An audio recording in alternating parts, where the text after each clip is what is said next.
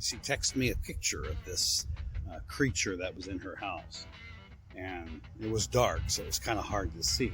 But anyway, I wanted to tell you about a situation that happened with that first property that I almost forgot about until I was cutting. Sometimes when I'm mowing, things pop into my head, and I want to make a video about that.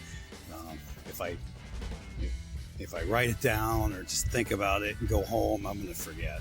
So I figured every once in a while I'm just going to stop right where I'm at, or what I'm doing. I'm going to make a video.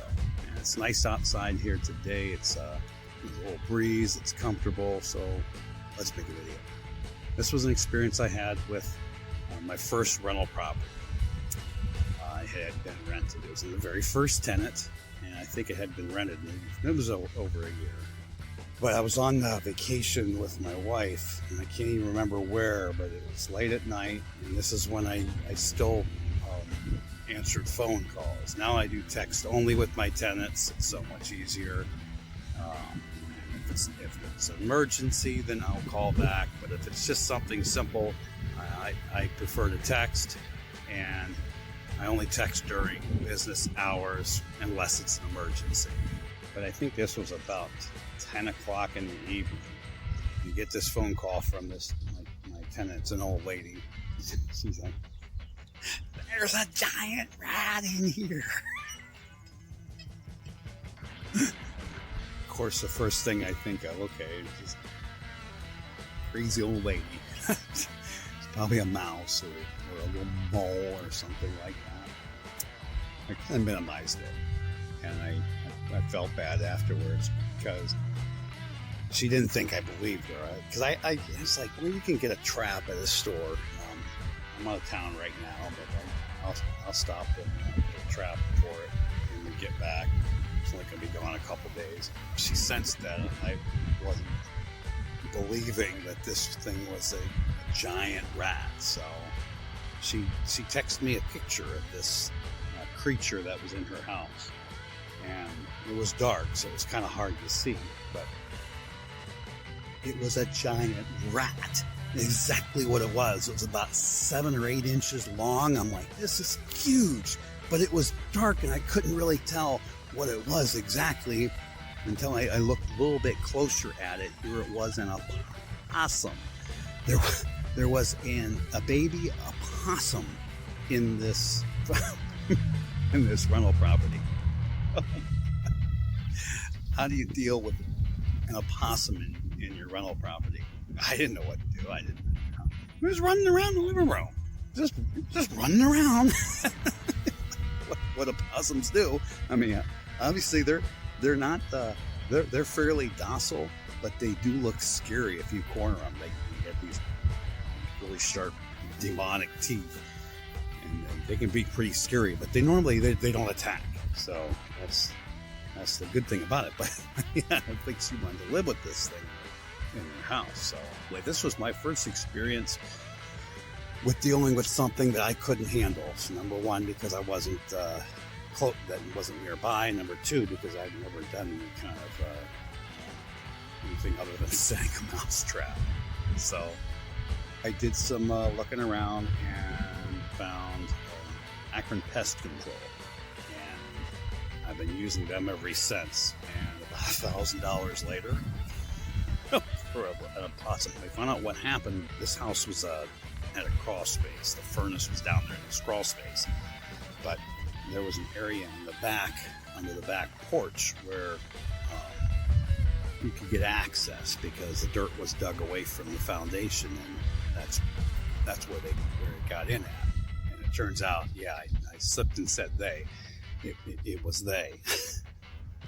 They set a trap and they caught, first of all, 3 babies. And then the mother. And another 2 babies.